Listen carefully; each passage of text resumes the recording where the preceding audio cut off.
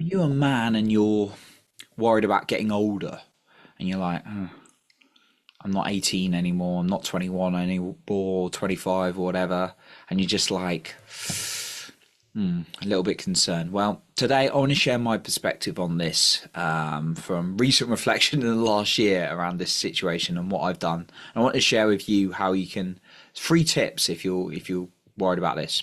And if you stay until the end, of course, I've got an extra point for you then that you'll want to stick around for. Now, when I hit 30, it didn't really bother me. Now, I appreciate, I'm still in my 30s, so I'm very blessed. But, I'm not 18, let's be honest, I'm 21. Well, I had some great times. I had some hard times as well, I'm not going to lie. But, yeah, it didn't really hit me when I got to 30. I was like, nah, I'm 30, cool. I thought that'd be a big, like, oh wow, this is a big milestone, but it was just like, no, I'm 30. And it was probably coupled with the fact it was the pandemic as well and the COVID situation that I didn't really pay attention to the being 30. But like, it hasn't been till the last couple of years, if that, where I've really started to think, wow. And I'm just coming up 34 as I record this. It's actually this week, as I record this. Well, actually, this episode is after I'm 34, so I'm 34. If you're hearing me right now, yay, awesome. And yeah, I had a little bit of a work to do on this because it's been like 30, 33, 34. And again, it's not about comparing because I've still got many years ahead. It's just about a perspective on this I've used for me that hopefully you can use for your age as well. If it's something that concerns you. If it doesn't, fantastic, great. Well, you probably wouldn't be listening to this episode if it didn't bother you, right? Now, there's always a way, I believe, to view situations and choice and questions you ask, and that's what's really helped me. And I'm going to give you specifics on this one, on what you can do. Because that's been really powerful for me. But ask yourself this: if you're just like thinking of regret and fear, how's the quality of your life? Because if you're anything like me and you're like, oh my God, oh my God, oh my God, and then it's like something you can't control, it probably doesn't feel so good.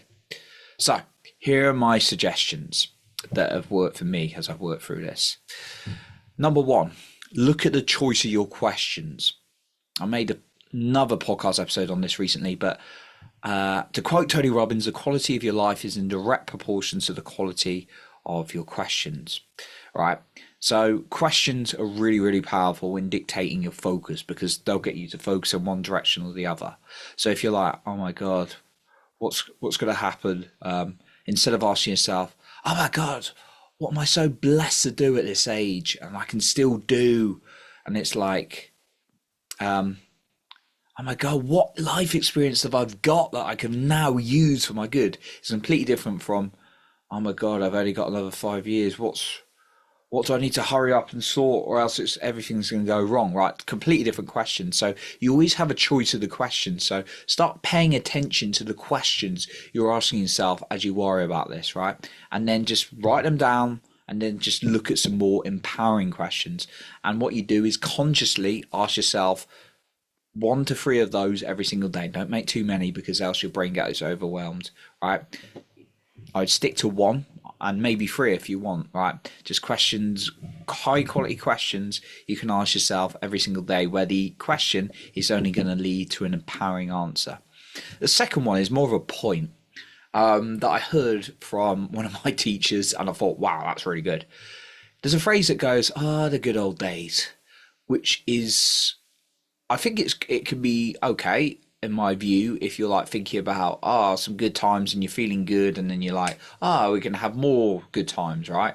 That's great. But I think if only things were like the good old days, it's just not helpful. I think it's stupid.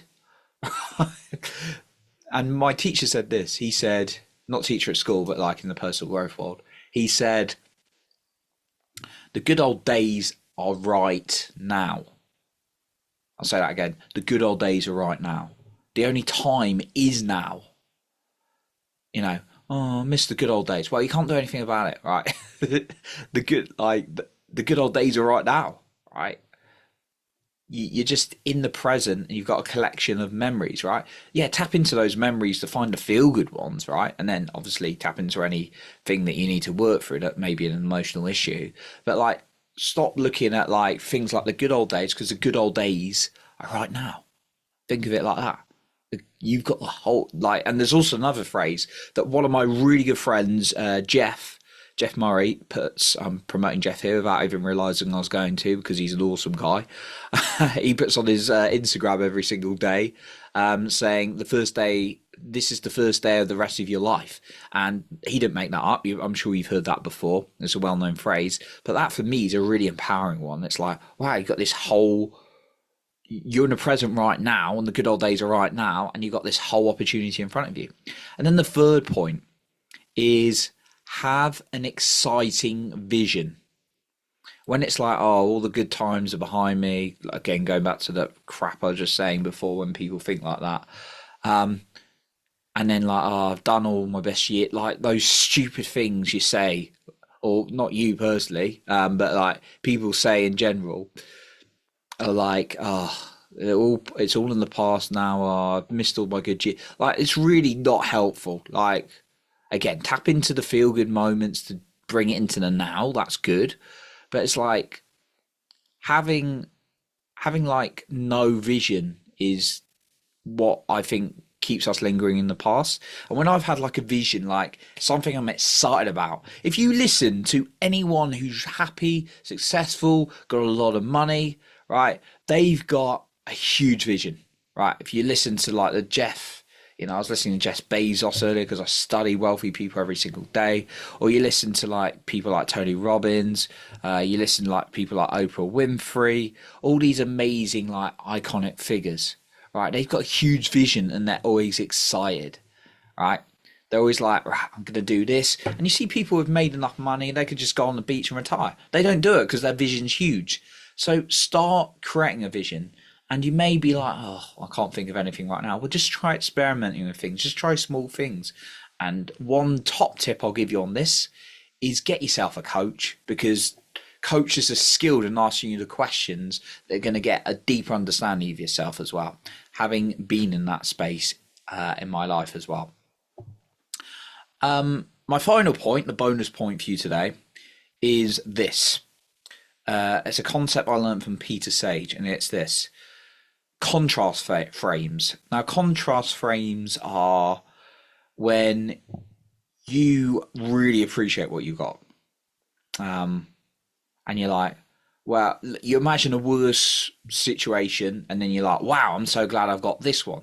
So, for example, say you're in your 40s, right? I'm not in my 40s, I'm in my 30s. 30s or 40s, right? For this example, and you're like, oh, all my good old days have gone now. I'm not in my 20s anymore. Like a very classic one, right?